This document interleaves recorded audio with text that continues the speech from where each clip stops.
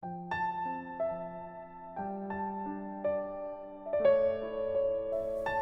everyone, welcome to Preterist Papers. This is the 54th discussion in our series and it's titled Desolations Are Determined.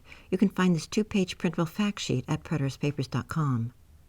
This is a revision of paper and video, number 23.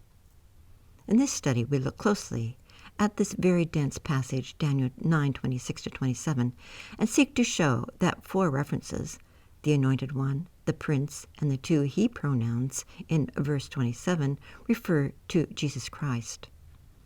In addition, we believe the people of the Prince, the Desolator, and the Desolate are references to apostate Israel. However, the one who makes desolate can have layers of meaning, as we will see. Number 1 is an understated reference to Christ's work on the cross, reconciling mankind to God. Number 2, the people of the Messiah were the Jews. Josephus documented Jews who poured into Jerusalem fleeing Roman military action in Galilee and others from the countryside. They radicalized the city for war with Rome, a war that would be fought to the death. Number 3, Josephus documented with sadness the extreme destruction the Jews themselves caused the city. 3a, in a week-long civil conflict of pro-war Jewish rebels against anti-war Jews, prominent buildings of Jerusalem were burned down months before Roman General Vespasian even set foot in the Holy Land.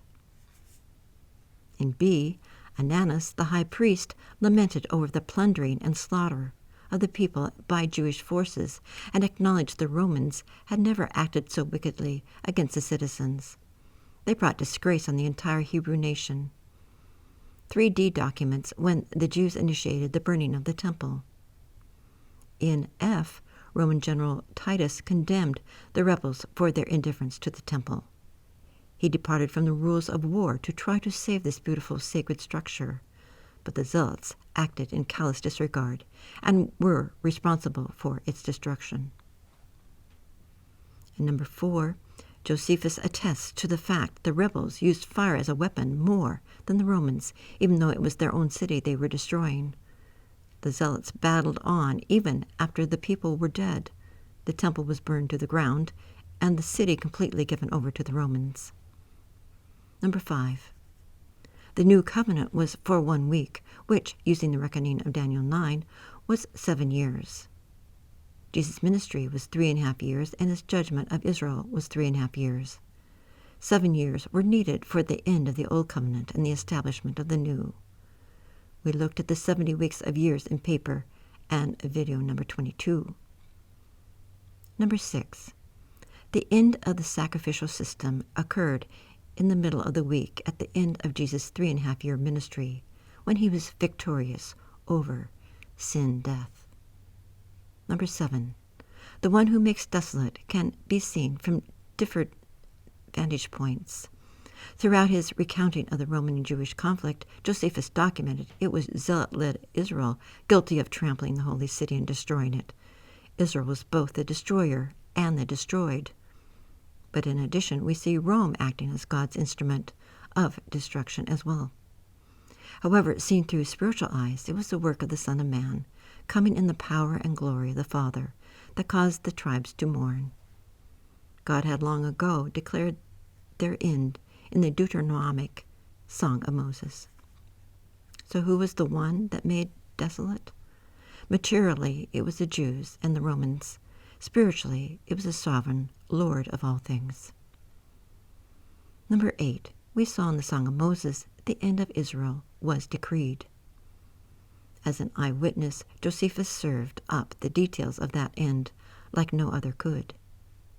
He had his flaws and he has his critics, but it would be difficult to find a better eyewitness. As a Jew, he understood the Jewish people, their religious practices, and place in the world. As a highly educated scholar and keen observer of human nature, he reported the demise of Old Covenant Israel with objectivity, as well as theological and moral insight. Here at Preterist Papers, we regard his book, The Words of the Jews, as a quintessential commentary on much in the books of Daniel and Revelation.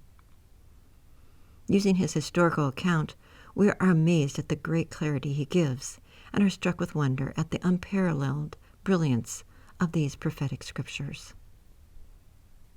At the end of this document, we list 3 oracles Josephus cited. First, the prophecy regarding the destruction of Jerusalem and the temple. Second, the prophecy regarding the Jews' slaughter of their own countrymen.